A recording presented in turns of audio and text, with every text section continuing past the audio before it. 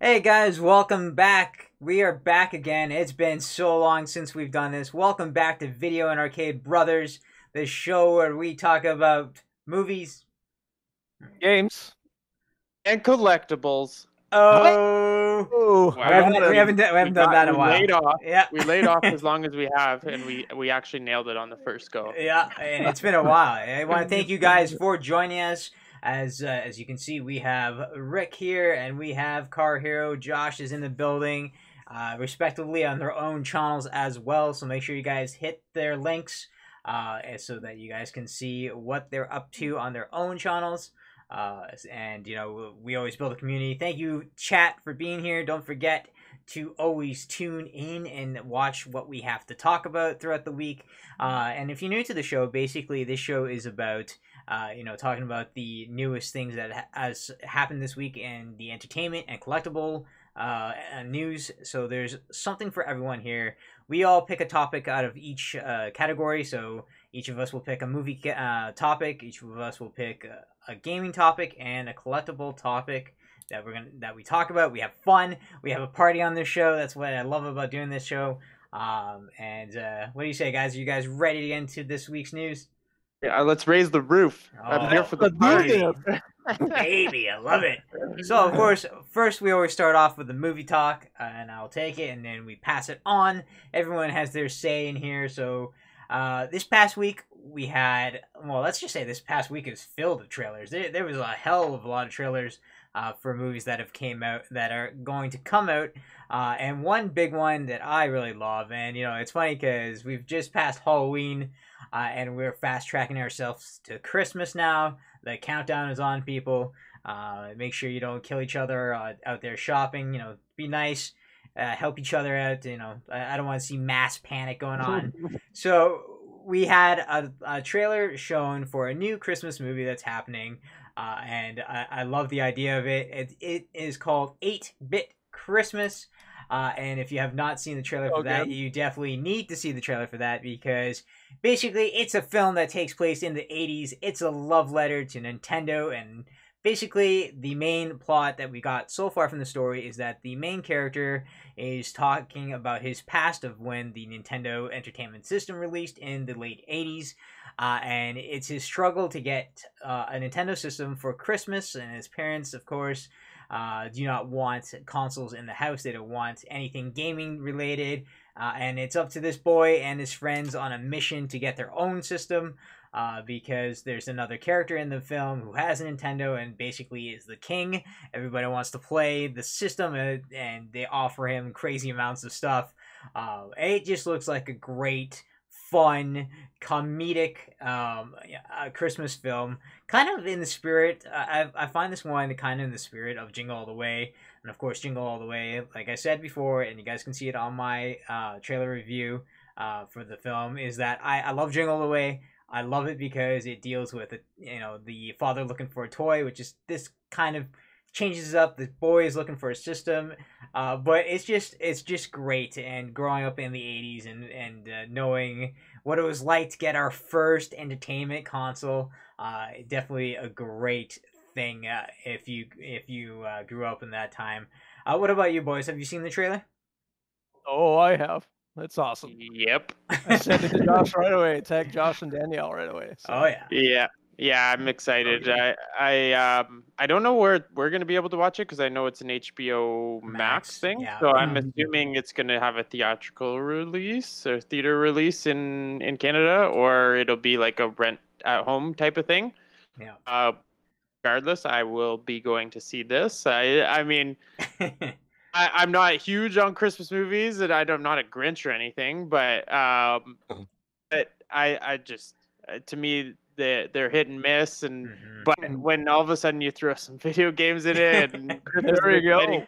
Christmas is an exciting time, and I'm looking forward to it. I like you said, Danny, we all have that memory of getting video game console or some type of game on Christmas. I believe all three of us would at least. Oh hell yeah.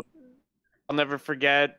I wanted a Game Boy Color one year, and my mom, like, I'm opening all my gifts and I don't have it. I don't see it, and I'm just like, oh, here we go. Like, I wanted Pokemon Yellow and the Pokemon, like the Pikachu Game Boy Color. Yeah. And then next thing I know, my mom's like, "Oh, why don't you look in the tree?" And I'm like, "In the tree?" And I'm like sifting through the branches, and there's like a gift in between the branches, and then there it was. It was. She couldn't get the actual Pokemon Game Boy Color, but she got me the yellow Game Boy Color with Pokemon Yellow, so as close as she could. So I remember just like, and there is the last gift on Christmas, and you're just like, oh yeah, and then I got a PS1 on Christmas. I've got a PS1 on Christmas with cool borders. Nice. And like just the memory of being that kid opening some type of video game present, which is I'm pretty sure happens every year for me now. Yeah, tell me about it. There you go. So like I can only imagine what it would have been like living in that era. And this Nintendo has come out with this home console that no one, like, I know we had the Atari and stuff before that, but there was just so much hype around it. So to have a movie made around this, that's super cool. And like I wonder how much of it is like true. I know Neil Patrick Harris is like the main character and it's his story. I'm curious is like how much of this is actually his story and they made it into a movie, or is they just saying that? I don't know. I don't know if it's based off of his real life events. That would be cool. Which I think would be cool. I feel like some of it has to be. And if it isn't his, it's someone's story. You know what I mean? And then they throw some humor on it.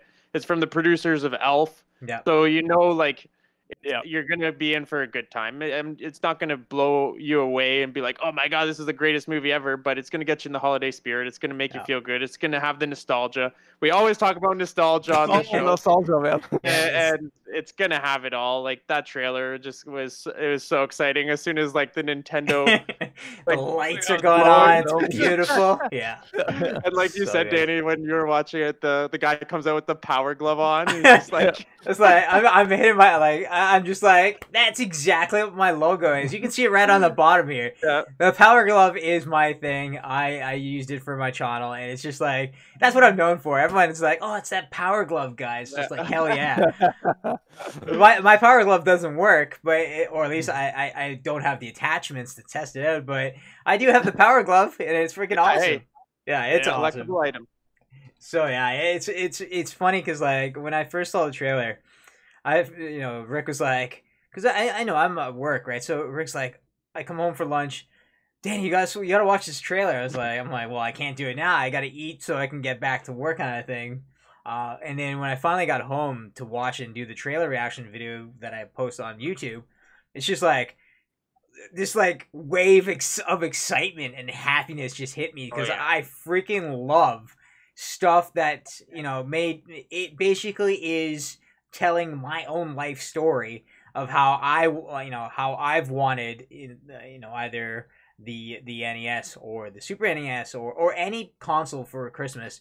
I can't tell you how heartbreaking it would be to open up a gift like he does in the film and it gets bookends, and it's just like that's the best they could come up with. These bookends is like, come on. Or it's just like getting a kid like just clothing for Christmas. It's not fun. Like you want to at least have something that your children would be like, see that sparkle, of happiness, right? And it's funny, Josh, you brought up the Game Boy Color. You had the exact same Game Boy Color that I got. Really? Yeah, because my parents too. My mom couldn't find the Special Pikachu edition, so the only thing that came close to it was the yellow Game Boy Color, and I had stickers, so I put the stickers like it would have been the right one. Like that was my system. So yeah, and I of course the back blue. You painted the back blue. I didn't paint the back, but I kept that baby all yellow. But I made sure it was perfect there. But yeah, it's like we all the three of us pretty much. I'm not gonna lie, we're all big Kids at Heart here. We like our gaming. We like our figures and our collectibles for Christmas. Doesn't matter how old we are. I don't think I'm ever gonna get away with that. It doesn't have to always be kind of thing, but it has to have a little something like that for us for Christmas. Yep. D Money's here in the chat, and she says, "I'm pumped for the movie. Also, sorry for being late to the party. Aunt duties, no problem. You are always welcome on the show, of course." And she always gives us the cool ideas. We didn't get to do it October. We usually do a flashback episode, but we'll have to do it this month. But we're gonna. Hopefully it works out. Oh yeah, 100%. She always comes up with some great ideas. But we're gonna move on. Rick, what do you got for us this week? What's new in the entertainment section for you? Well, it's Spider-Man related. The new trailer for Morbius came out. Yeah. And it looks pretty cool. I won't say anything because I know Josh doesn't usually watch. Okay, we're like, listen, man. Like, I'm part of this show. You gotta do what you gotta do. I haven't watched it earlier, right? But you can go ahead and speak freely. I'll listen. I haven't watched it. I've only watched that first trailer. Yeah, there wasn't really a lot of new footage in the trailer. I think in terms of like the upcoming the upcoming Spider-Man movie and Morbius, they're trying to keep back some of the surprises. Yeah. So they kind of there's a couple scenes in the trailer that expand from the first trailer. So like you see more of Michael Keaton's Vulture with kind of about the same scene, just a little bit more to it, and then you kind of see. Spoiler alert! He's in the film, guys. Yeah, he's in the film. I just want to throw that out there. Spoiler alert has hit the channel. Yeah, so he's in the trailer, and they do a couple more teases to Spider-Man and a couple more shots of the second trailer expand on the first trailer. You get to see some more of his abilities. They has like bat radar and anything a bat can do. So obviously he has a disease and he tries to get rid of the disease, but something happens and he gets bitten by a bat, and then he starts becoming sort of like a bat with abilities of with abilities. Like a vampire, right? Yeah, he becomes like a living, breathing vampire in the Marvel Cinematic Universe. So I don't know if it would be kind of cool because now they're doing like the whole multiverse kind of thing. So maybe he might go into a Blade movie. So maybe cool, yeah. Because they're really like trying to lead on to the multiverse, and Sony's kind of working with Marvel because there's the Spider-Man universe is separate from the MCU, but they're kind of. But now in the multiverse, so you kind of see more of a connection. They can kind of bring some of their characters over, and maybe Sony's characters will go over to the MCU. So you're kind of answering. I was gonna ask because I'm a little confused in terms of like Sony and Disney.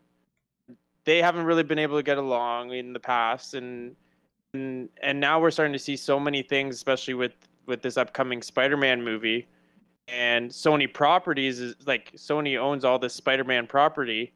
So like, are they going to work together? Or is it going to hit a snag again? Like, it seems like based off of what we're starting to see is they're lining up like this multiverse, like you're saying. Yeah. Oh yeah. Like, worry is what we've seen before between Sony and Marvel and Disney is all of a sudden it hits a snag, and then we're all wondering what's going to happen.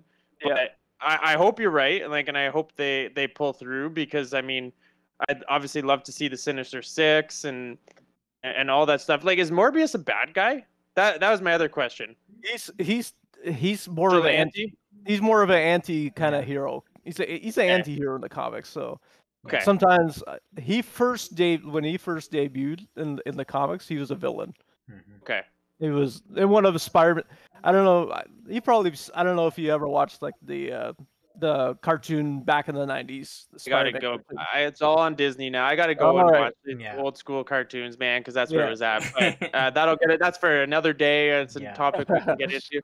But that's my only concern is just like, and I'm glad you were talking about it, because I was gonna ask you is how is this gonna work between Sony and Marvel, and is it gonna work? Does it seem like we're headed in the right direction? Like, I'm worried. I'm scared. Like, because Marvel going to continue with Tom Holland after this last Spider-Man movie? Like, what's the deal? Like, I've heard that this is the last movie of the home series. So like, does Marvel have plans?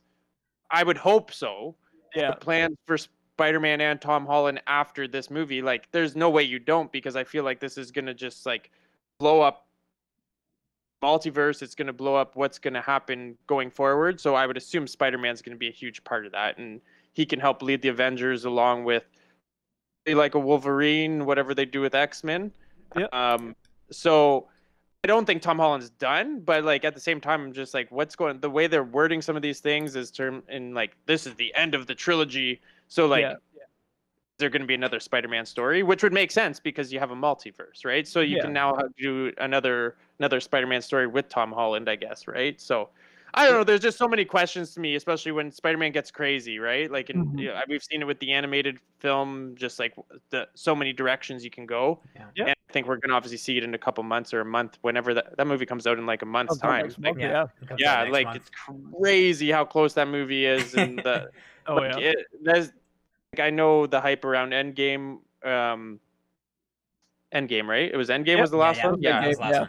The hype around that was insane, and I feel like we're almost there with the Spider-Man movie. Like, it's a Spider-Man movie. It's not even an Avengers movie. So like, it's super exciting time for Spider-Man fans. And like, I don't mean to get off topic on Morbius on you. I was just very curious on all this, like, this spider web of movie franchises going. Well, I have to say though, is that it's the way that they're doing it to create this multiverse. The easiest way to do it is to merge these movies together. Think of it this way: if they merge this movie, which it already is, because we have Michael Keaton's character in the film, but this opens up the gateway for vampires in the Marvel universe, which means Blade will have its already introduction to vampires because of Morbius, and maybe we're gonna see that happen. We can see with Spider-Man that the Sinister Six is going to be introduced, meaning that they don't have to create a new Doc Ock. They don't have to create a new thing. They just might keep all these characters merged into the world, and then we have all those characters. If they want to create a Green Goblin, who knows? Maybe William Dafoe's Green Goblin will come back to screen. They don't have to worry about casting a new guy to do it. That's his laugh, man. That's his laugh in the trailer. He's back. So it's a perfect thing merging these worlds, the whole world together, because not only does it make sense, it's an easy thing to do to get all these characters and all these universes working in a ready working Marvel universe. Like, it just makes sense. Definitely, it's the easiest route to continue going where the Marvel franchise is going, right? And well, it makes sense too, because now they're doing the whole multiverse thing, right? Yeah. So now you're gonna have that Sony universe and have another universe, and it'd be separate, but now it's multiverse. No, they can kind of each do their own thing and still like link them. Yeah, that's true too. I didn't even think of that. Yeah, so it basically have its own different story going on, and it has like one little link. Yeah, that's all it needs. Yeah, you're right. That's there's the answer. There's My the answer you question. needed. Yeah, yeah. It definitely has potential to help improve all the stories of the next coming Marvel films, and of course we'll see that in Spider-Man anyway. Well, I'm glad too that Marvel and it seems like Marvel and Sony are kind of. I mean, there maybe about a year or so there was talk of Holland wasn't even going to be in the MCU anymore, and then they did his contract, and now, I mean, they're saying No Way Home is like the last of the franchise, and they're even saying it's the final installment of the Homecoming trilogy, so maybe. There might be another trilogy. I don't think they're done with Spider-Man, or they're done with Tom Holland. So I mean, if they wanted to, you just hold on to. You let Sony take Tom Holland, and Sony go ahead and keep doing Spider-Man movies, whatever. And then when Marvel needs them and says, "Okay, we're doing an Avengers movie, or we're doing a crossover movie where we need Tom Holland to jump into this 10-minute spot," like maybe that's the plan. Maybe Marvel. I'm not saying they're. Like, obviously Tom Holland he's always said he wants to continue to be a part of Spider-Man and Marvel. So I think they could easily just call him up and say, hey, we need you for this scene, these 5 scenes, come back. And then Sony can do what they want. But the thing with Marvel is they want, if they're going to want to make sure Sony's doing the right thing. That's why I'm so glad they're working together, because because Sonic, when they did the Amazing Spider-Man movies, I liked Andrew Garfield. I thought he was an awesome Spider-Man. I really liked him too, but I mean they were kind of falling off the rails already. Like, and I'm glad that when they did Homecoming, Marvel's on Sony, like, okay, we got to do Spider-Man right. We have to work together, and it's only going to benefit Sony because. You put the MCU on there, they're going to make so much money. I mean, Spider-Man No Way Home is literally the hype behind her. For me, anyway, I can't wait until next month. But I mean, the hype is just. I mean, if you look, there's like people trying to make like movie theaters. They haven't even released the even official poster for No Way Home. Yeah. So, and there's theaters There's theaters in the States making fan-made posters, and they're putting it inside the theaters.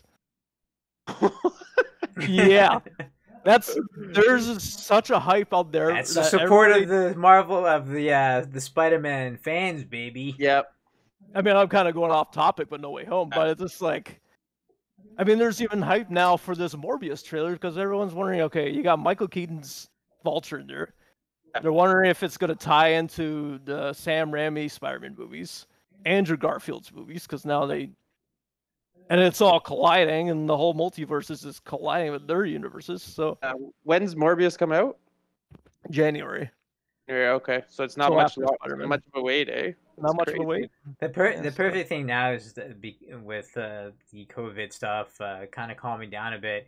We're finally getting all these movies that we should have had, 2 years ago. So it's about Morbius. It's about time that we finally got to. I know, it's almost like an overload. It is. Overload That's exactly what it is. Like, it's an overload. Coming on top of it, right? Everything's out at once. Like, Eternals this weekend. Yeah. And then it's like, okay, Spider-Man, and we had something else not too long ago. I'm pretty sure. I just slipped in my mind. But Venom just happened. Like, it's just like, I don't know. It seems like it's too much at once all of a sudden. You know what I mean? Did you guys check out Venom? Yes. Did you see? Did you see the after credit scene? Yes. Oh yeah. Ties into our conversation about all these Yeah. Right. So I was gonna bring it up, but I just didn't know it's still fresh, so I didn't want to just like spoilers. Yeah. I think everyone kind of assumes what the end credit has to do with.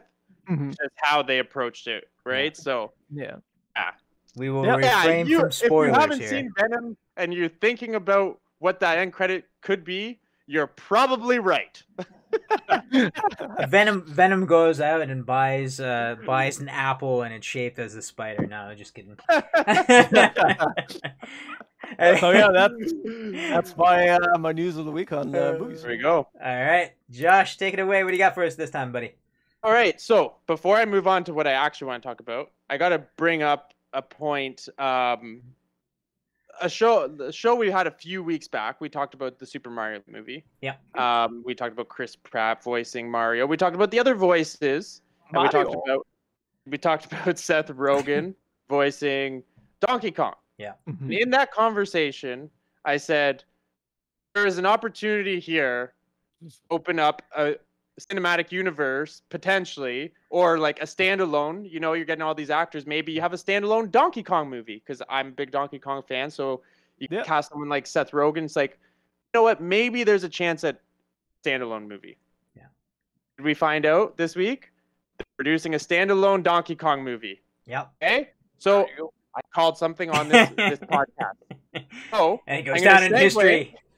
I'm going to segue into what I'm talking about this week. I'm going to use my psychic powers. Okay. Well, let me just tell you what I'm going to talk about. Lightyear. Okay. Big Toy Story fan. Lightyear. The trailer dropped a couple weeks ago. It looks amazing. Yeah. Oh, it does. Let's talk about the trailer first before I get into my prediction. I need to let people know, because there seems to be some confusion. This is not about the toy, okay? What? It's not? Really? Oh, shit. I just bought my Buzz Lightyear toy, and what? I was messaging a few people about this, and they're just like, oh, I just don't understand how he's going to become a toy. And I'm just like, no, what's happening here? And I'm like, if that person thinks that, they're not the only person. Wow. You got to think, like, these people are looking like all they've known Buzz Lightyear to be is a toy. Yeah. So now you're seeing this astronaut, just like, what the heck's going on here? And he's more human. So that's the point. This is the person that inspired the toy. So we are going way back before Buzz Lightyear was even on a shelf. Okay? That's what this movie is about. Yeah, because Woody was on the shelf at that time. Right. There you go. Good point. And I'm going to use that point in a few minutes here, Danny. So yeah, I think this is a great approach. I was very skeptical. Like, the Toy Story trilogy for me, like 1, 2, 3, it's fantastic. I didn't want any more Toy Story. Toy Story 4 was coming out, and I was just like, Bob, what are they doing making a 4th movie? Like, that trilogy was perfect the way it ended. Us three and my wife, we went and saw Toy Story 4 because I'm a sucker for Toy Story regardless if I think they should make a movie or not. It was freaking awesome. Yeah. 4 is amazing. And they did something right there too. They didn't really tie it into the trilogy. It was kind of its own story. So like, that's where I'm not okay with it being Toy Story 4. It should have almost been like its own title. Yeah. But regardless, great movie. If you haven't seen Toy Story 4, go see Toy Story 4. Yeah. I really like what they're doing with Lightyear here. I was massive Buzz Lightyear fan growing up. Like, that was, I was like Andy. Like, Woody was cool. Yeah. Then he opens up Buzz, and you're just like, selling the rest of the toys because this guy is awesome. And I wanted a Buzz Lightyear. How do you not want a Buzz Lightyear after seeing Toy Story? So to have this story of why Buzz Lightyear was made, to have this action figure made after this human, and then do a story based on that, was like, trailer is so good, and I'm so excited. It comes out June next year. Yeah. And like, that reveal of the like outfit, like the Buzz Lightyear outfit, was just like any superhero movie where they're just like, I know, it's like a superhero movie where it's just like, oh, you know what he's gonna wear, but you see it anyways, and you're just like, yes, like, this is so awesome. It's just cool because it's more like human. It's more of a human aspect, so that's really neat. So you guys saw the trailer? I did, yeah. You guys excited? It looks really good. I love the concept they're doing for it. Yeah, great approach. Great approach. So, predicted Donkey Kong. Here's my prediction with Toy Story. So you've obviously done this. You've always done this with Lightyear. Yep. There is a whole line of toys that you can do this with. Obviously, like Danny mentioned, Woody. Yeah. Woody was a toy prior to Buzz Lightyear. He was on the shelf before Buzz Lightyear. That doesn't mean there isn't a real Woody that inspired Woody toy. Okay? Yep. True And that cowboy. would give me a Woody in my pants.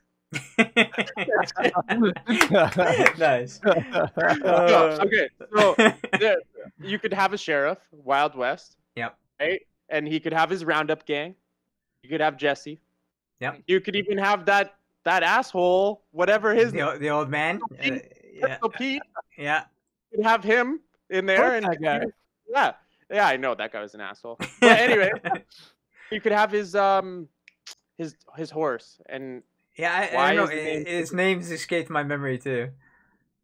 That's really bad, and I'm upset with myself right now. But anyways, I thought you were a Toy Story fan, man. I know, right? Oh. You obviously have the potential to do something like that now. So we'll see how Lightyear does, and like, I don't totally expect it because Buzz, like I was saying to everyone, to majority of people, Buzz Lightyear was just like, whoa, look at this futuristic toy. Yeah. So I get why they started with Buzz. I don't know if a Woody movie would have the same effect. And just to go on, me and my wife, Danielle, we joked about this. Like, we were having this conversation, and my wife was like, imagine they did a Rex movie, and like it was back in dinosaur times, and it was like the real Rex, and he was actually just scared of everything. So he's like this T-Rex going all around. He sees a long neck, and he's like, ah! He gets like, all freaked out. That's so awesome. anyways, I think there's like a massive potential, obviously, because you have a whole line of toys. Like, yeah. Well, I think you have at least the potential with Woody. I mean, you have the big two in that series. So yeah. I would be down for a Woody movie after they do a Lightyear movie. I think Woody deserves it. Mm-hmm. I mean, he's the OG. He's Andy's first love, man. So like, let's go ahead, go to the Wild West. That'd be cool to see Pixar do something like that. So super excited for Lightyear. Like I said, June release. I didn't talk too much about the movie, but if you haven't seen the trailer, go see the trailer. If you're not a Toy Story fan, I don't care, go watch it. Yeah. Well, it's funny. It's funny. Like you asked our opinion on the trailer. The first thing I'm going to say is that D Money just told us what the horse is. Bullseye is the name of Woody's horse. D Money. But like you talked about how Buzz Lightyear was your favorite character in the movie, and you wanted the action figure of it. For me, it was always Mr. Potato Head. I thought he was the main star of the film. Yeah, that's definitely joking that one. But you know what? I wouldn't even be upset with you. Like, if that was the case. Like, I love RC and Slink. Like, I love those two characters. Exactly. So like, you told me those are your favorite. But anyways, continue with your. Well, I was gonna say it's funny because I never did actually find a Mr. Potato Head action figure, so I had to use a real potato. I would just like put the eyes on it, and I'd make it do move. No, I'm just kidding. But for arms. Yeah, I'd find anything lying around the house. I'm an artist. I find that I can use this cable as his arms or something. Or just one of the branches outside. Just put a branch in there and branches. Perfect. But it's funny because like when I first saw the trailer for Lightyear, basically my thing was like, what is going on? Like at first I was confused. The more I watched it, the more pissed off I was getting with it. Like, no, I'm just kidding. But but like I definitely didn't expect them to go that route. Of course, Lightyear, we know he's being voiced by Chris Pratt. He's voicing everything. Chris Evans. What? It's not Chris Pratt? Oh, I thought it was Chris Pratt. Danny's bringing the jokes tonight. Yeah. Well, it's funny because like he's voicing Mario. He's me, I'm Mario, and he's voicing Garfield. He's voicing everything. So why not voice Buzz Lightyear? Also voicing Star-Lord. I don't know if you guys have seen those movies. Yeah. No. That's a first. I haven't seen that one. I also heard he's voicing Chris Pratt in a Chris Pratt movie. Yeah, I heard that too. Oh, shit, really? They wanted to get the real voice for the character. But yeah, it's like I wasn't expecting them to go with that turn where it's actually based on the character that the toys modeled after, which it's basically I think that was one of the most shocking things. A lot of people, like Josh, you were saying, they were confused with what the hell was going on. Like I was waiting for someone to pick them up and play with them But Yeah, it could have just been an imagination. It's like the Lego movie, right? Could have been at the anything. end of it, you find out that it's just a kid playing with it, and it's just a big imagination, right? Yep. Like it's Toy Story. Yep. That's the craziest part but there's no sign of Toy Story in the title. So that's it's just crazy because you're just so used to the characters as a toy. So I get the confusion, but it's just such a cool take, and it's just I feel like it's gonna be badass, man. Like it does look pretty good. It does look pretty good. It's also pretty dark, I find too. It's like it has a dark atmosphere. Yeah, I feel like they know who their target audience is, I believe. And like here I am, early 30s. We're all in our 30s to late 30s here. Yep. We grew up 22. Toy Story. 22. We grew up with Toy Story, so there's no way that doesn't go into their thought process in doing a movie like this. I feel like it's a little bit more mature. I still think you're going to be able to take your kids to the movie and see this, and it's going to be enjoyable, but there's an aspect here that feels more adult. Yeah. And I'm okay with a more adult animated feature. Yeah. I don't mind either. And it's cool too. And it's cool too. You didn't see the villain because you know there's. That's what's crazy. Is Zerg coming there? I'm sure he's coming. Oh, is Zerg real? That's the thing. It's like we don't know, right? Oh, that would be so cool, man. And wait, he's gonna be played by Chris Pratt. No way. It's gonna be two Chris's in one movie. Man, that guy's making money left, right, and center. I want to sign up for that guy, that job. Maybe I can voice him in a movie one day. Can you imagine I was actually right if it was Chris Pratt? God, that'd be hilarious. That'd be hilarious. That would be pure comedy. But yeah, it's definitely gonna be fun to see a movie like this, and like I said, this can spiral off to a whole different world of the Toy Story characters. But we should move on, or else we're not gonna get past our stuff. All right, so I'm gonna jump on with our gaming news here. This week, basically, I am talking about a game that I really want. But I'm talking more about ports. Now, of course, ports are basically, games that have been taken over to a different console. Mostly, I'm talking about, of course, the Nintendo Switch. The Nintendo Switch basically has gotten a lot of ports to the console. There have been some that have been, not so great. Oh, thank you, Katie's gym class, for the host.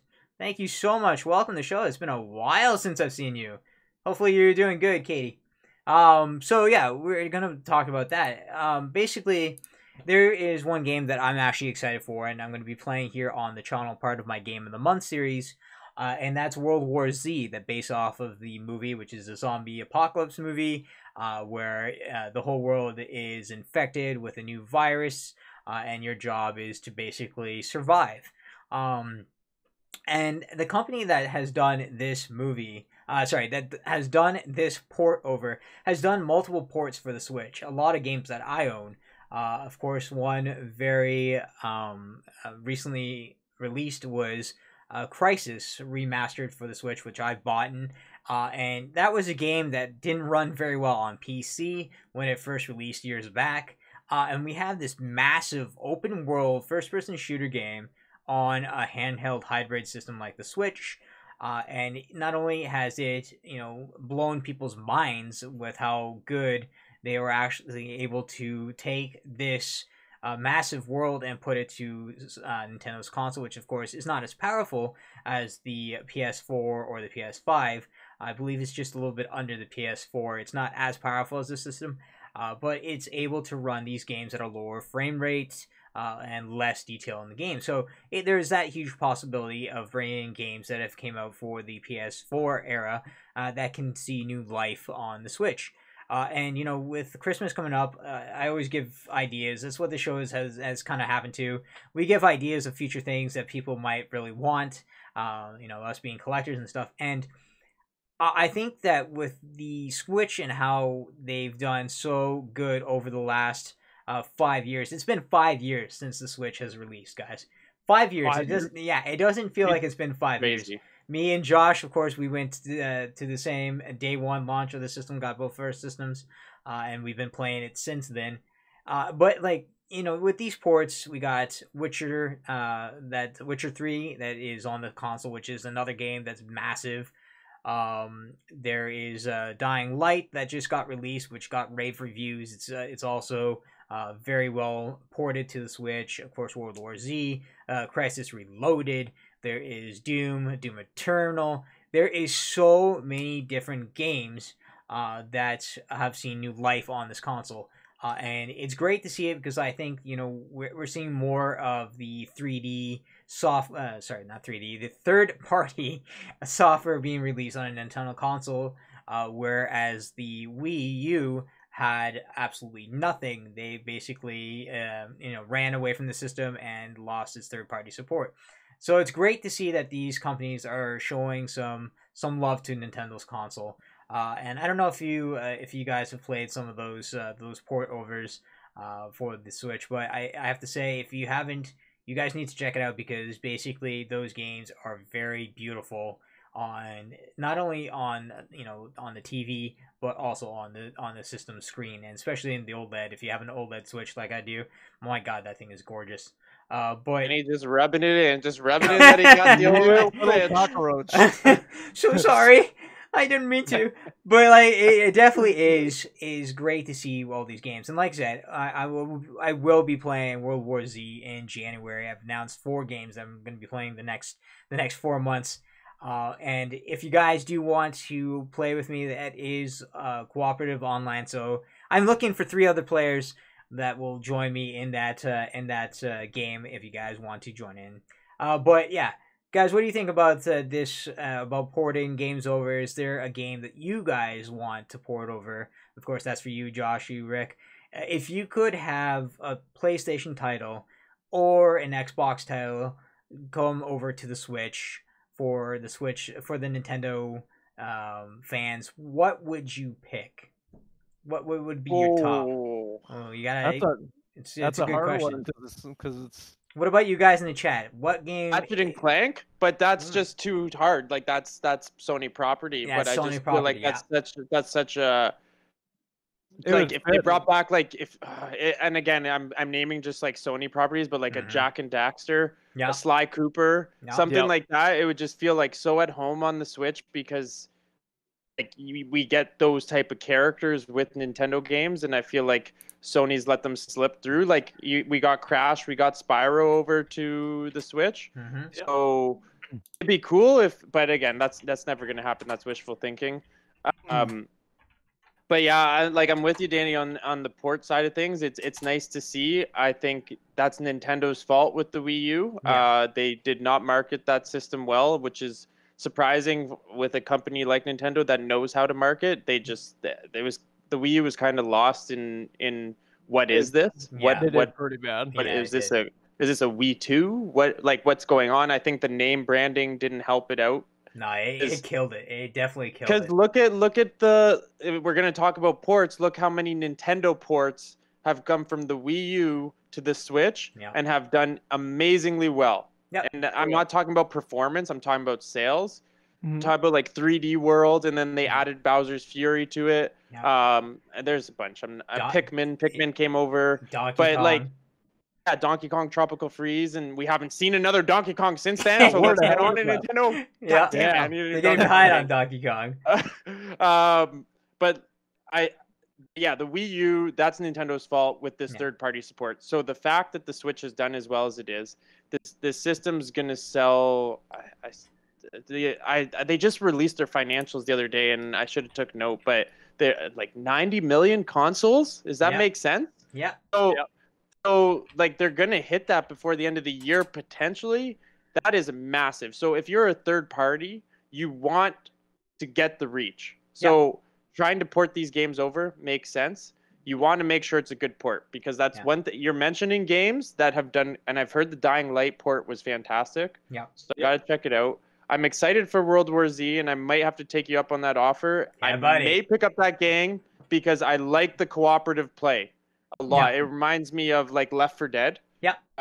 So that's very cool. So there's been bad ports on the Switch. Yeah, has been, yes. So that's the only scary part. But if you find the companies that are doing it right, like you've named, then we're headed the right direction. And like, to me, I would have loved Guardians of the Galaxy port. Like, I want to play that game.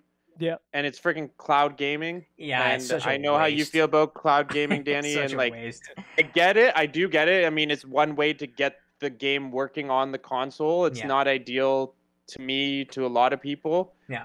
I would have loved to see like an actual port, but again, it's probably a game that's just too much for the Switch. Yeah.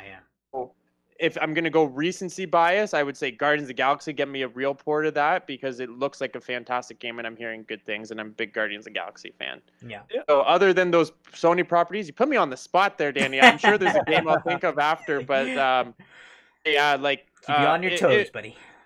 Yeah, so I don't know, Rick, I gave you some time to think. Is there any games, I'm going to take Danny's question, any games you want to see ported over to Switch? I know you're a Sony guy, so you don't even care. You're like, who cares if a game's ported to Switch? I'm just going to play my PS5 anyways, because I'm one of the lucky bastards that has a PS5. He punched the grandmother to get that, just letting you know. He punched her right in the neck. Actually, there is one game, I don't know if you ever tried it, Josh. It's called Medieval. Oh, Medieval. yes, that'd be You cool. can bring that over. I was a big fan of that game. Yeah, they did bring that back. They just remastered that within the past like half a year. Yeah. Yeah. I played a little bit of it. Like, was that PS2? It was PS2. No, that was PS1. No, PS1. That was PS1. PS1. Yeah. PS1. That's Yeah. a PS1 game. It's an old game, man. Like, really old game. It wasn't. I don't think it was very popular, but I think it gained like a cult following. Yeah, So it definitely did. That's why they remastered it. But yeah, like, going back to you guys, like, the Wii U like failed because they didn't have like third party support, right? Yeah. And you got all these.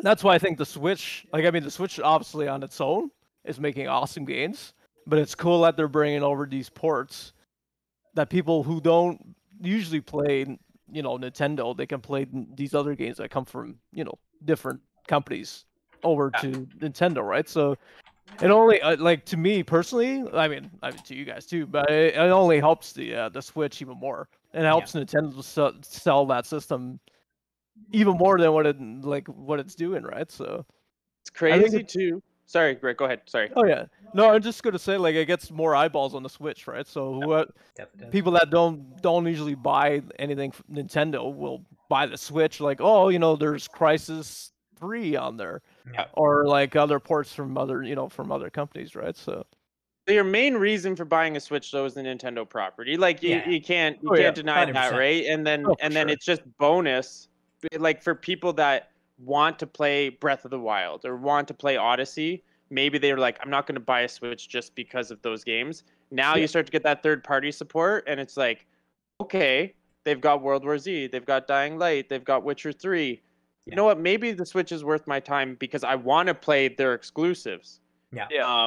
But I also want the option to play these other games. What I was going to say is, this is getting interesting in terms of, and I'm going to stray a little bit. I don't mean to keep taking up more time on you here, Danny, but like, PlayStation just announced their PC service. Yeah. There's Nintendo in like 3 years is going to be the only like exclusive console. Like, I don't see Nintendo jumping over to PC ports. So they want people to buy their consoles, and I think that's big news. Like, as a Nintendo, if you're a Nintendo fan, Nintendo as a company, because if they stay console exclusive, people might.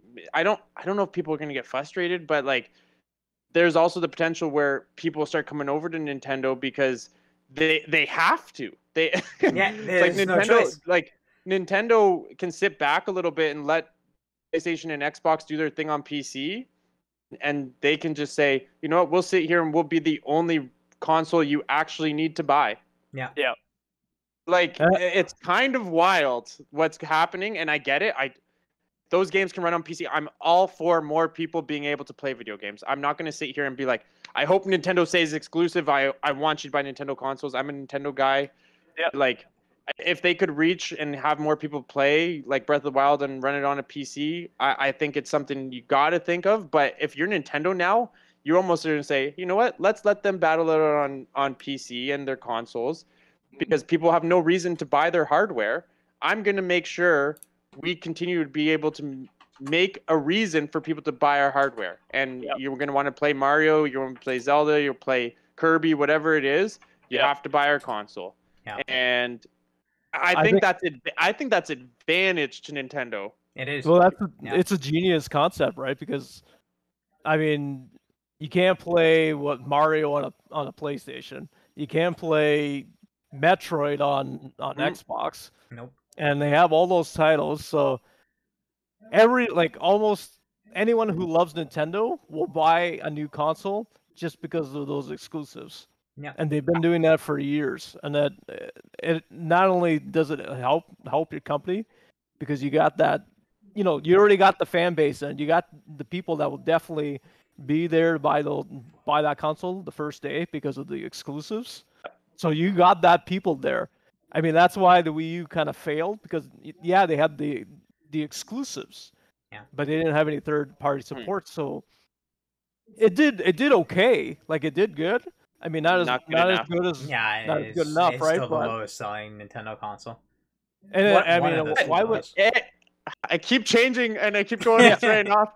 But if it wasn't for the Wii U, would we have the Switch, man? Like was their concept was what the Switch is, just more portable because you had to stay within a certain distance of your console with the Wii U gamepad. Right. Yeah. Like that was like transition to what we're seeing with the Switch. Like it's crazy how close the Switch is to what the Wii U was and how much more successful the Switch is. Like sure they made it better than what the Wii U was, but you don't have the Switch without them taking the failure of the Wii U and improving on what their failure was. Yep. Yeah. That's a ballsy ass company. And it's even with the name too. Like it was the name was the biggest part. For me, it was just like stupid. Like I mean, everyone was confused. It's like, okay, what is this? I had one and I was confused. I got one because I'm like, what the hell is this? But I still got one because I wanted to play Mario 3D World. Yeah. Yeah. And then we're okay. Is this? Some people even thought it was a controller. Like I remember. It's a tablet for my Wii system. Yeah, like 100%. And the way they marketed it was just like, oh, do I just need the gamepad to hook up to my Wii? Yep. Yeah. Yeah, they didn't know what they were doing in the marketing. That was bad. And I definitely blame that on the past Nintendo president who, passed away. Rest in peace. But honestly, his decisions over the Wii and the Wii U era pretty much would have killed Nintendo. Now we got our new Nintendo president, Doug Bowser, who has taken over the reins. And like I said, the Switch has been a mega giant success. Absolutely. It's insane. The numbers it is doing, I don't think anyone thought we would see from the announcement trailer to what it is today. Like this system's doing PS2 numbers, which again people didn't think was going to happen because PS2 sold so well. Like look at PS5, man. It's been a year and I still can't get one. Yeah. Like why is this? I understand there's the microchip stuff and whatever, but it's crazy. It's crazy. It's crazy that it's been. Yeah. It's that it's been this long and they haven't been able to sell their console. That's going to hurt them in overall sales. And Nintendo's just sitting here. Boom, another one. Switch Lite. Switch. Here's a big Switch OLED. Smile on their face while they do it. It's a me Mario. I put out the system and the people buy it. Yes.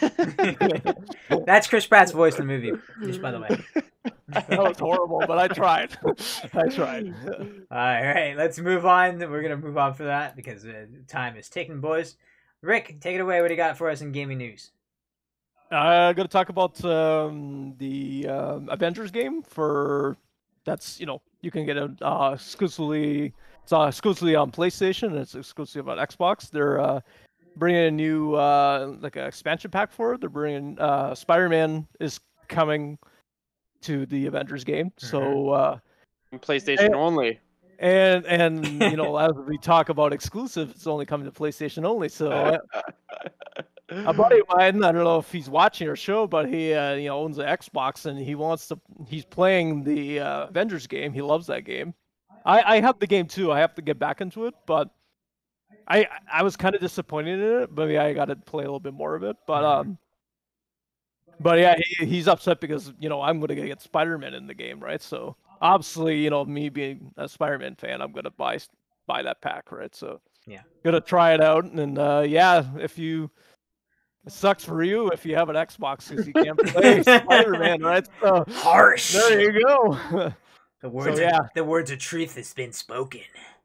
So, But yeah, yeah, it's not a surprise though. Like this No. is something they announced way back when the game, like shortly after the game got announced, they were like, "Oh, so Spider-Man's going to be coming to the game, PlayStation exclusive," and people obviously got upset then. And Yeah. it is kind of shitty. I mean, it's an Avengers game. Like, Yeah. I get it. It's Sony property. Yeah. That's fine.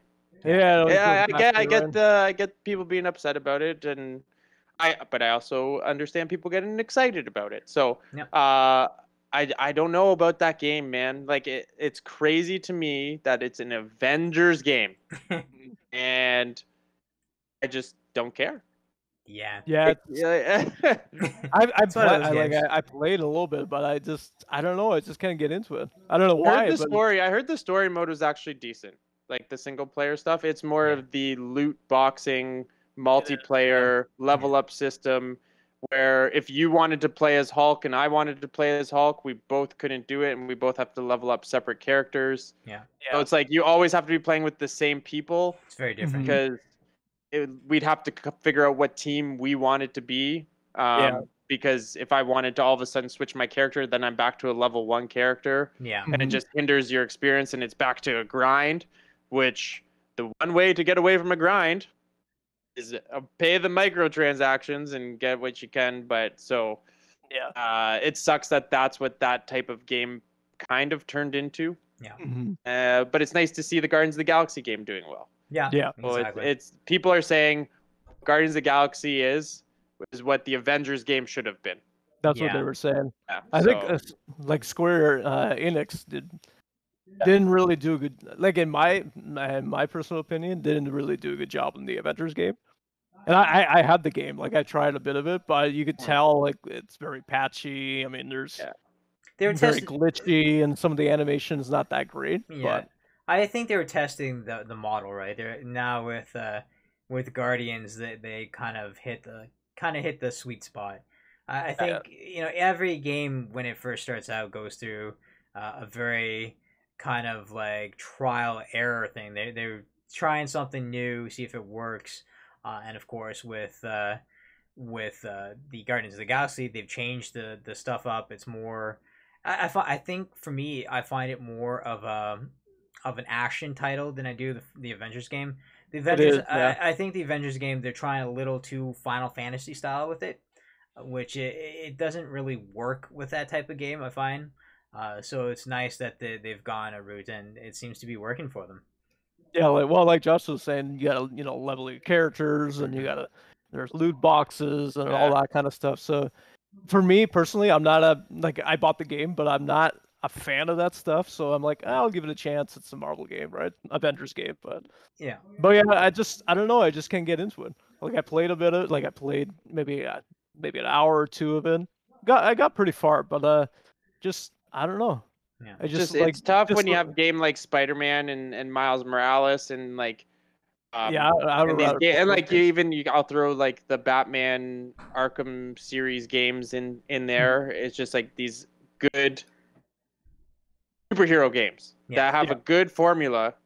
Then you do something different, which is fine. Like I'm not saying it's tough because you don't want to say don't try something new. Yeah. And like it just sucks that it's the Avengers. Like that's why I don't know. I know you guys are excited about Gotham Knights, and I think it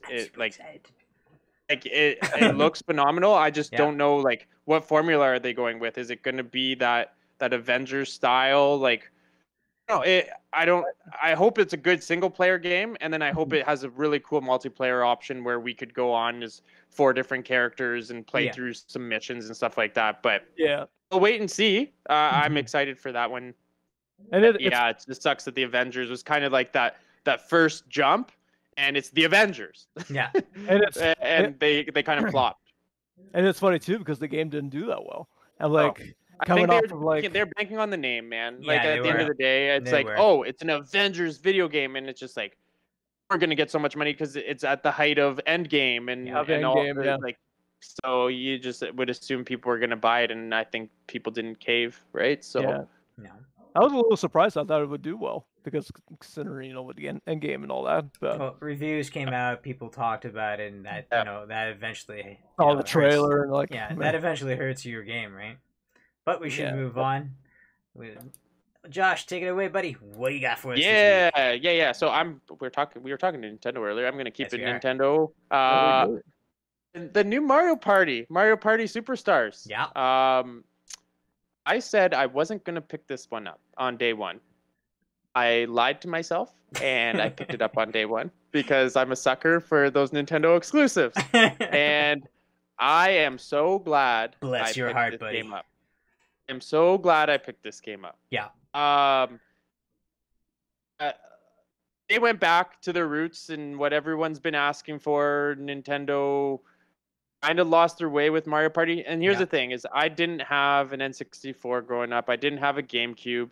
So I missed, I know it's crazy, right? I missed this Mario Party era where people loved Mario Party. And don't get me wrong, I played Mario Party games because my friends had those systems. Mm-hmm. So some of these mini games that they've brought back, I recognize, and I'm like, I've played this before. Yeah. Right. Yeah. So they've got games from Mario Party 1 to 10. 100 mini games, and they legitimately took their best 100 mini games in those franchises and they reskinned them, mastered them, I guess I should say. Yeah.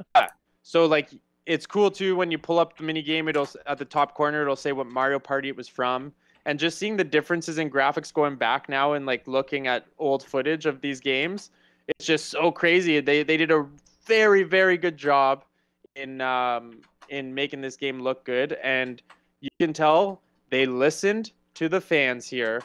And Danny, I know you're not a big Mario Party guy. Mm-hmm. I highly recommend the online was awesome. You can also save your progress of a game online. So say we did a 2-hour Mario Party game and we're like, oh, I have to stop playing after an hour. Mm-hmm. We can save it and then we can go pick that game back up. You can also, if we're having such a good time, you can also mid-game just say, you know what, let's add 10 more turns. Let's add 20 more turns to this game because we're having such a good time. So mid-game, you can just change what you're doing. It obviously changes changes completely what's happening in the game when you do that in Mario Party. It's like you're dwindling down in your last turns. You're like, oh, let's just add 20 more turns. And then you can screw over a person, right? But Mario Party is not about friends. It's about making friendships, okay? So me and my wife Danielle, we have literally spent the last few nights on a weeknight popping it in, playing 10 mini games, and just that's it, because you can just go right into the mini games as well, and you can start doing random mini games. So instead of just playing the board game, you can just go right into mini games. They have another online mode called Survival, and it's literally a leaderboard for the longest win streak. So I go in and I just start playing random mini games, and you just try and keep winning. And then there's a leaderboard, and whoever has the most wins in a row is sitting at the top of the leaderboard. Someone obviously hacked it already and has 999 wins. Of course. The next closest person has 38 wins. So that's the one you're going for. That's quite a difference. But it's these little modes that they added, and then the basic Mario Party itself. Mm-hmm. Based off of what Super Mario Party was, and it was very motion control heavy. Yeah. Because these are all old mini games, they can use the Pro controller. You can use your GameCube controller if you have the hookup. You're not stuck to those motion controls anymore. It's more of that button mash, turning the analog stick back to the old school style Mario Party. It's the way I prefer it, though. Stars cost 20 coins, whereas Super Mario Party, they cost 10. And it was too affordable, and everyone could buy a star. So it's nice to see when someone can't buy a star, because it doesn't give you that advantage. Yeah, and they don't reward people for coming second or third in a mini game like they did in Super Mario Party. You got to win. Yeah. So competitive nature of Mario Party is back, and they listened to the fans. They went back to the roots. They legitimately went back to the roots and grabbed their 100 best mini games. I will say this now, if they do some DLC and make me pay for more mini games and more, because you only have about 8 characters in the game, and they make me pay for more characters, I'll do it. because this is legitimately and again, I don't have a lot to compare to, but what I've seen and what people have said, this is the best Mario Party in years. Yeah. So it's nice to see, again, 5 years of the Switch. You're starting to see the second half of the life cycle. They're starting to come out with these games and pleasing the fans. So let's see a Mario Strikers. Let's see a Mario Baseball. You gave us the Mario Party. Bring all that shit back. I want Strikers. I want Strikers so badly. This feels like the GameCube era. This feels like the GameCube era with what the Switch is doing. And the GameCube era is so loved, and that's why the prices of these games are so much. I love GameCube. Bring those games back, man. Bring those arcade fun games back. I don't care. I know it's expensive at $80 Canadian. If I'm having a good time like I am with Mario Party, I don't care that it's not a deep game. Give me Strikers. Give me Mario Baseball. Well, I'm all here for it. Bring it on, Nintendo. Let's go. Well, the best thing about it too is like with those games, the replay value. That's what it is. You have that. Even though you pay that money, you know that you're going to be playing that years down because you have that replay value. That pretty much pays for the game itself. It's not like you're buying the game, completing the story, and putting it aside.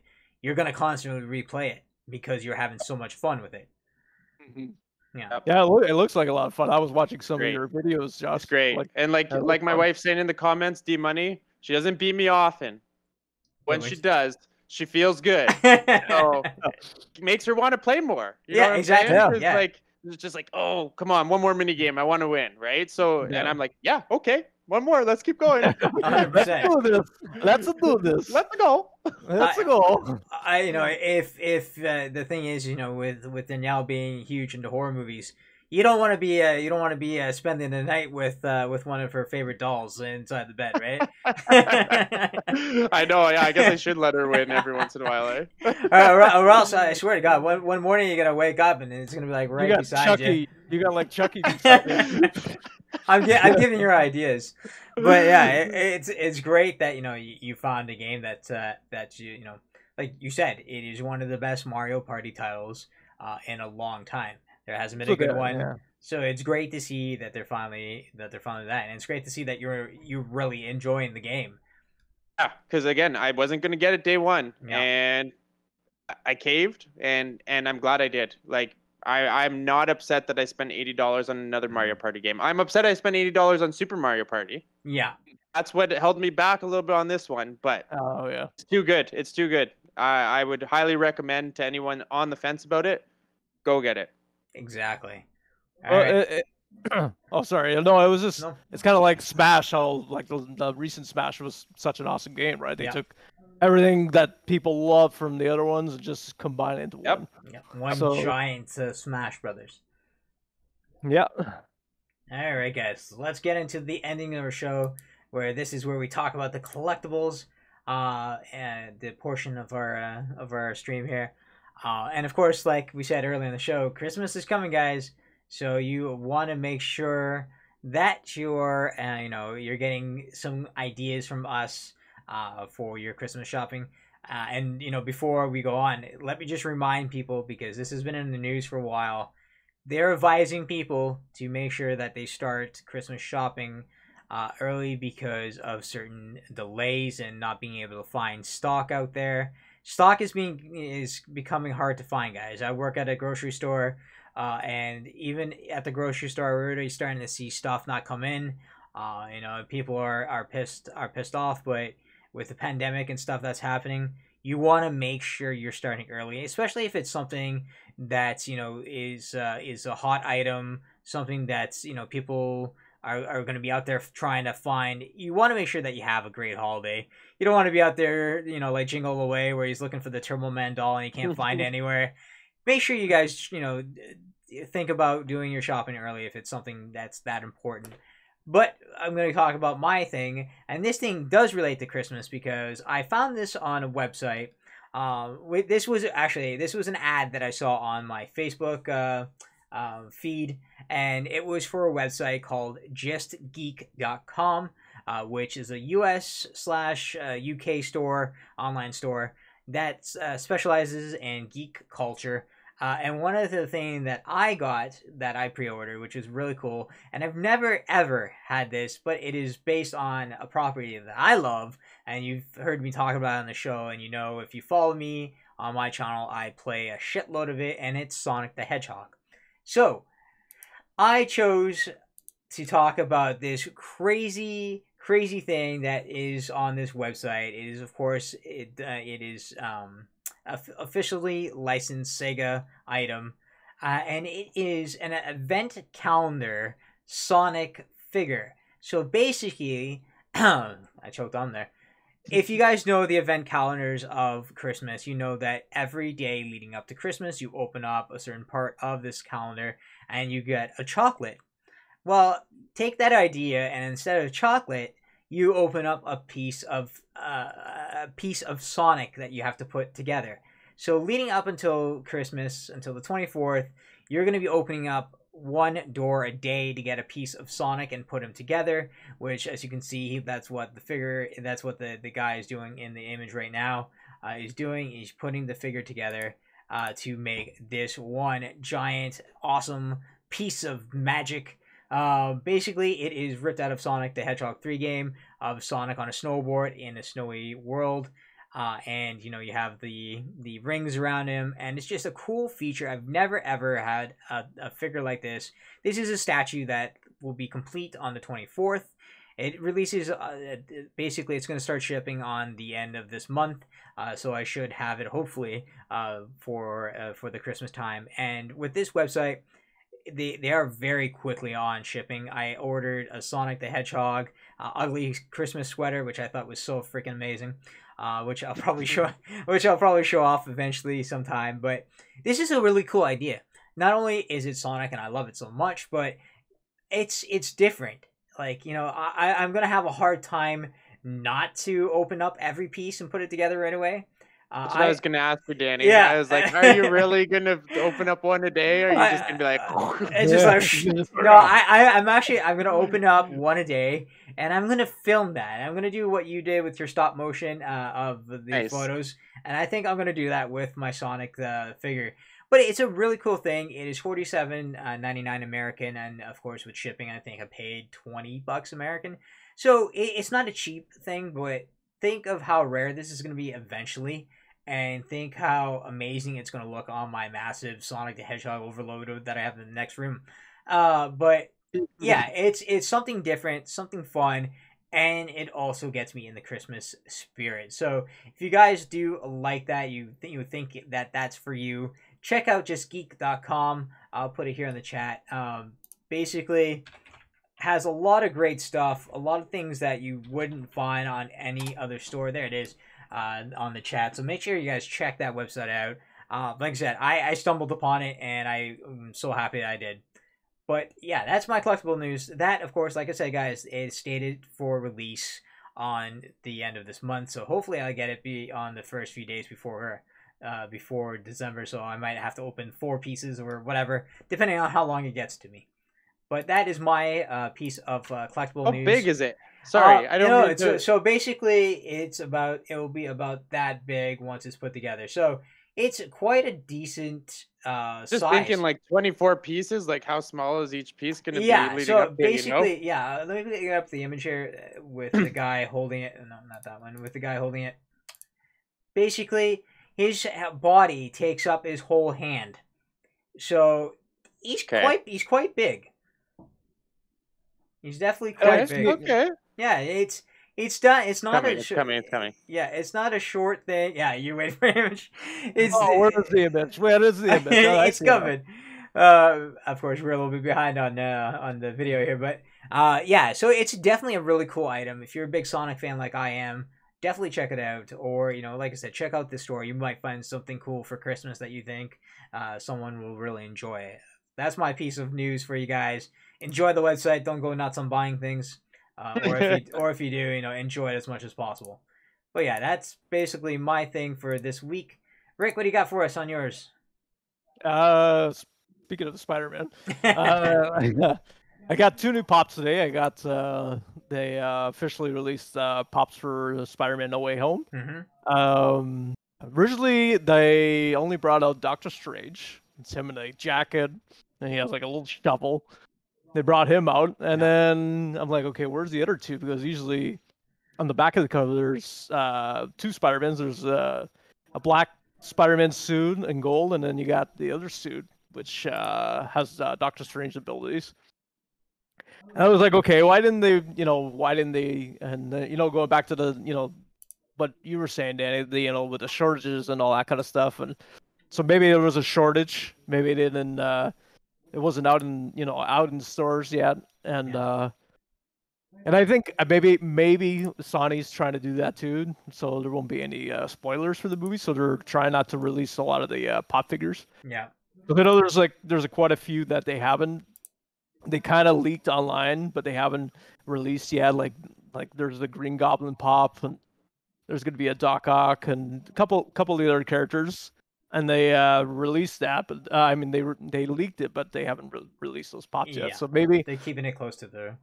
Yeah, and I'm thinking maybe these two pops, either because of the with the pandemic going on and the shortage, they didn't come out. And well, today I officially got those two pops. I finally found them. I got them at the mall. Got one at Sunrise and one at Mind Games. Nice. But it was funny because one of the not the black and gold suit, but the other one was quite a bit. Actually, it was almost $30 for that pop. Nice. Which is kind of crazy. But Mind Games, the other pop was only $14.99. So it was like way cheaper. But I couldn't. I'm like, interesting. But they didn't have the both of them. Well, I went to Mind Games first, but I should have went to Sunrise first. Oh, okay, I get you now. Yeah, because when I went to Mind Games, I got the one pop, and then I didn't see the other one. I'm like, okay, shit, I got the Spider-Man one, the one I needed. And you picked it up. Because obviously, out of the Funko Pops, I'm collecting a lot of the Spider-Man pops, and I have some of the like the horror pops too, and I got some Star Wars too. So, but like even with the pops, I try to cut it back. The ones I want to collect, obviously, and obviously, I'm a Spider-Man fan, and then, I'm a horror fan too. I got some DC pops too, but yeah. So, but I'm just happy that they finally released those two pops. I was wondering, okay, well, what's going on? Maybe because well, I know what's going on with the pandemic and stuff, but I wanted them. So I'm like, man, I went to the mall. I'm like, let me go see Mind Games. Let me go see Sunrise. I'm like, oh, there they are. There's, one. I got the one at Mind Games, and then I got the one at Sunrise. So that's the dangerous thing, buddy, is going to the mall and searching. Yeah, like, I was like almost $30 for a pop. I'm like, damn it. But like a Spider-Man, I'm like, okay, I'll get it. But then when I went to Mind Games, I'm like paying $14.99 for the other one. I'm like, shit, I wish I found both of them there for $14.99. But anyways, yeah, that's my news, and I eventually I think they'll start releasing the other pops. But I think it's because of the spoilers. They don't want to. Yeah. They're trying to keep it to the dust, which is really good. Yeah. I will say this: when that second trailer comes out, I will be watching. I should. I don't want to watch it, but it's funny because like Sony, I don't know, Josh, if you heard this, but Sony and Marvel are having kind of a disagreement. Surprise. Yeah. Because the second trailer. I mean, obviously, we all know that Tobey and Andrew Garfield are going to be back. I mean, if they're bringing back these other villains from their universes, they got to bring those two Spider-Man in. See? We'll see, but I mean, there is a legit reason but they're having disagreements of like, Sony wants to show them in the trailer, and Marvel doesn't. Get out of here. Well, that's the thing, right? Sony shows a lot on their trailers. But it's weird too, because if you go back and like watch like, some of the trailers for the older Spider-Man movies, like if you go watch like the trailer for Spider-Man 2 back in the day, it shows everything in that trailer, everything, man. So I'm hoping. I mean, I'm gonna watch that second trailer, but I'm hoping they don't show Andrew and Garfield. I wouldn't worry too much, but Marvel does a really good job. I know I'm one to just watch the first trailer and that's it, or the teaser trailer and that's it. One thing with Marvel trailers is they use a lot of content that they don't even use in the movies in their trailer. Yeah. Mm-hmm. So like, you're not really seeing. I think it was Endgame. They had like 10 seconds of the actual footage in their trailer. And they kept on reusing the same footage. And they used footage that wasn't actually in the movie. So I wouldn't worry too much about it unless Sony does release it. Then I don't know why they would. Like everyone's expecting it anyways, so what's the point of showing it? Just exactly. let the theater erupt when it happens. Just let it erupt, yeah. So that's my news. Like I officially got those pops, so I'm happy. Nice. Beauty. And I'm waiting for those other ones, so we'll see when they drop. But All right. that's my news for the week. Very good. All right, Josh, take it away. What do you got for us? Alrighty, I'm the Lego guy here, eh? So You are. I saw I'm not gonna buy this because it's $800 Canadian. But I don't know if anyone saw this. They are releasing the Titanic. So the reason this is interesting to me is this is the largest Lego It's huge. build available. So this thing is absolutely massive.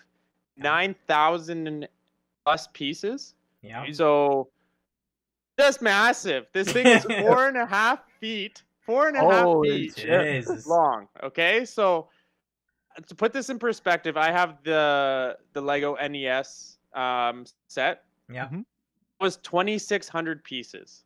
It was one of my first Lego builds that I ever did.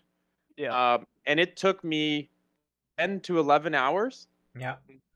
This thing is 9,000 pieces. 9,000. How many hours are you gonna put into that one?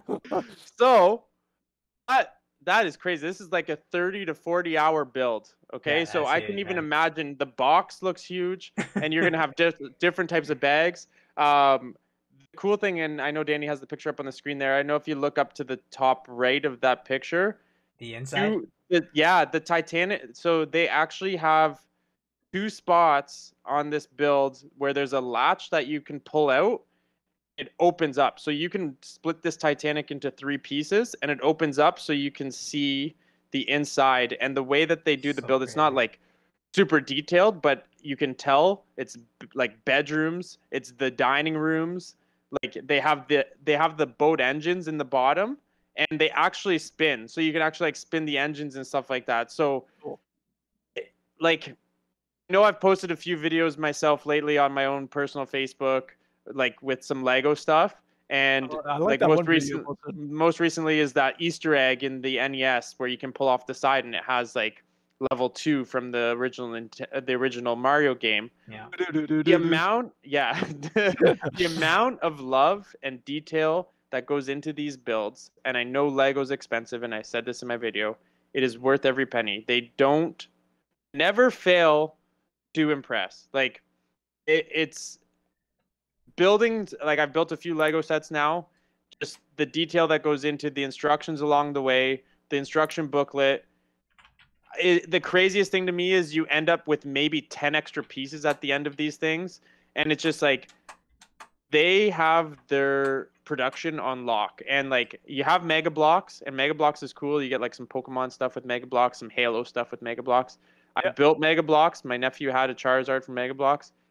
Is not the same in terms of instructions. Yeah. Oh, okay. for sure. Lego. I can't say enough about Lego. It's expensive. I get that, and I understand. To like, just pick and choose.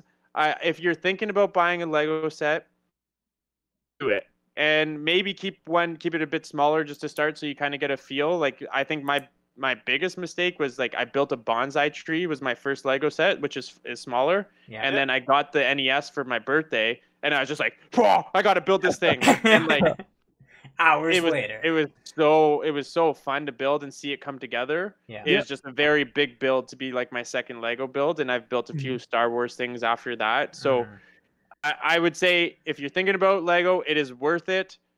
You can probably pick it up on sale every once in a while, but it doesn't go on sale very often. And I will say, we're talking about collecting, it holds value.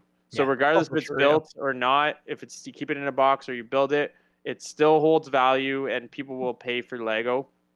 And I did find out that Lego releases things, and they usually only hold on to it for 2 to 3 years before they vault it. Yeah. So if you're thinking about something, grab it, because you look at like the Simpsons sets that were back in the day, these things are going for like thousands of dollars because that was $300 back in the day, which is a lot. Now all of a sudden you can flip it and sell it for $1,000. So this Titanic, that's a shit ton of money. It's $800. I'm not touching it. I just was super impressed. I watched a YouTube video of a guy that got it and built it and just broke it down. Like that's where I'm getting all this information from. Yeah.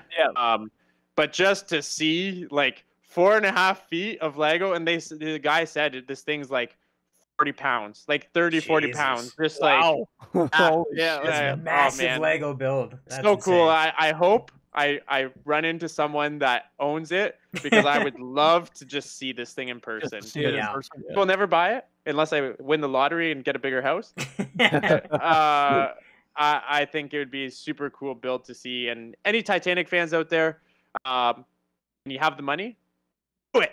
I want to see it. If you want somebody close by to pick that up. So you guys in the chat, make sure you pick it up so we can see it. It's just so crazy how popular Lego still is, and how massive popular since the 80s. It's never lost its appeal, right? Well, and now the thing is they're getting licenses, like now they have a Nintendo license, and now all of a sudden this is sitting beside me because I just built it. But now all of a sudden, like you're getting Nintendo, cool. You're getting Nintendo, and you have a Mario that interacts with the Lego, and it's like this is for kids. This is for people that again grew up with this stuff. Like you have the more mature builds, and like the Millennium Falcon that's going to cost you a ton. You have Colosseum, you have Paris, you have Seinfeld, you have Friends. Like they're hitting everything as an adult that I want to see. But then you go down to the kids and they have Lego Ninjala, whatever it is, Ninjala, and you have Avengers and Rick, you got to check out the Spider-Man Daily Bugle set. Yeah, and it's literally the building, the Daily Bugle building, and Spider-Man's like swinging around the side. I saw that. It's like sick set. Anyways, you're gonna get me on a rant with Lego, and we're trying to end the show. If you like Lego, there's something for you. Go check it out. Oh yeah, there's definitely something for everyone in Lego. Like you said, lots of great stuff there. But I see D Money in the comments. Sorry, Danny. No, go ahead. Wants a horror set. She wants a horror set, and I keep telling her it's an amazing idea. I just can't see Lego going into the horror genre because it's like this family thing. But like, how cool would it be to have like you said, The Shining. You have like the hallway with the two twins standing up there. There's these two little minifigures. That is amazing. Or like a Pennywise's like mansion, like the house outside, like you do like an It thing. Like, well, there's massive potential. There would be a massive potential there. Oh yeah, there's a lot of, and the fun thing is, there is sets that are aimed more at an older audience. So, hell, there could be one eventually. Oh yeah. D Money put here, yes, please, or Pennywise's house. Give it to me. That's awesome. No, even like me, I'm a massive horror fan. That would be cool, like seeing a lot of the And like you said, Josh, Lego's for kids, but it's also for adults, right? Like all ages, man. Ages, right? So I mean, I think with the horror, it would kind of. I mean, I don't know if they'll do it, but it'll kind of. You're right, though. You can just label the box 18+. They do it with other stuff, like some of the stuff 16, 18+. Yeah. Do it. Lego, you're watching. Do it. Just do it. More money for you guys. More money for you. But we should call it again. Call it a night, guys. We went over, but we had fun doing it. I don't think we really care if we go over anymore. But we definitely had a lot of fun. But that is it for you. For us. That's it for us, guys. Rick, where can they find you, buddy?